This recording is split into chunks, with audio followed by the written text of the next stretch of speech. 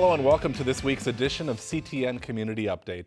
A piece of legislation making its way through the State House could change commutes for thousands of Minnesotans living in the North Metro. CTN's Jordan Rylance has more on what's being done to make Highway 65 more bearable for motorists in Anoka County. It took me 12 minutes of sitting at a single light. That's a quarter of my commute, which is just ridiculous. Representative Nolan West of Lane is the chief author of a House bill seeking $600,000 to conduct a Highway 65 study between County Road 10 in Spring Lake Park and Bunker Lake Boulevard in Ham Lake. This 20-mile stretch sees over 50,000 vehicles a day, roughly the same amount of daily traffic 35W supports. When you're on 35W and you have 58,000 cars around you, and you have a stoplight every half mile, same amount of cars. So when you see 65 get destroyed, as it always does, there's a reason for it. Anoka County engineer Doug Fisher testified before the Minnesota House Transportation Board earlier this month on the conditions of Highway 65 and possible solutions to the growing problem. What we're looking at is taking these at-grade signalized intersections and transforming them into a grade-separated interchange, which would handle that traffic much more efficiently.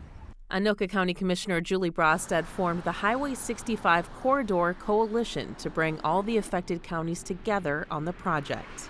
The three counties of Anoka, Isani, and Kanabec, and we have 12 cities and townships that are also members, just felt the need to get together and start working towards getting improvements on Highway 65.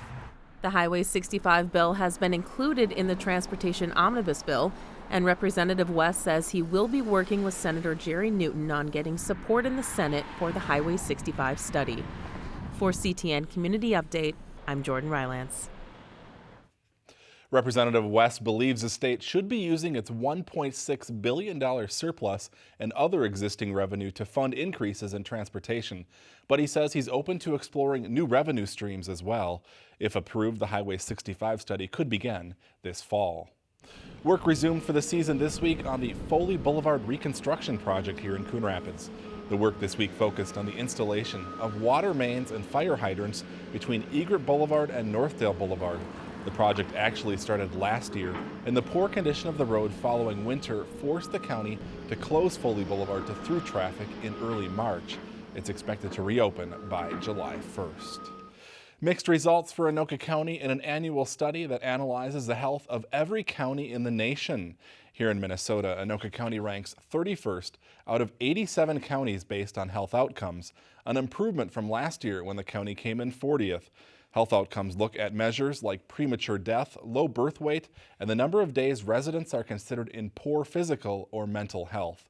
As for health factors, Anoka County came in 46th, a drop from last year's survey when the county placed 39th.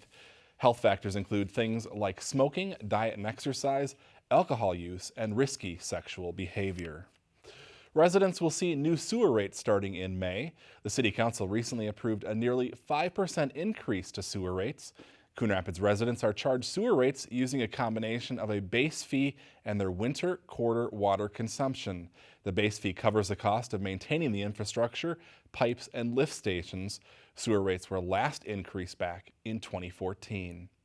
Seasonal hours take effect at the Coon Rapids Recycling Center starting this weekend. The Recycling Center will be open Tuesdays and Thursdays from 2 to 8 p.m. and Wednesday, Friday, and Saturdays from 9 a.m. to 3 p.m. The evening hours run through September. A reminder, you can recycle appliances on the first and third Saturdays of the month. Mattresses can also be recycled on the first Saturday of the month. And paper shredding is now available year-round at the Recycling Center thanks to 2 new machines installed last fall. The final act in the annual Dessert and Coffee Concert Series takes the stage next week in the Coon Rapids Civic Center. The Backyard Band will be performing on Thursday, April 6th at 7 p.m. The group, which formed 10 years ago for a church fundraiser, specializes in fun, danceable rock and roll, but throws in occasional polka and country tunes. Tickets can be purchased at the door, and the price includes dessert and a beverage. That's going to do it for our show this week. Thanks for watching. We'll see you right back here again next week.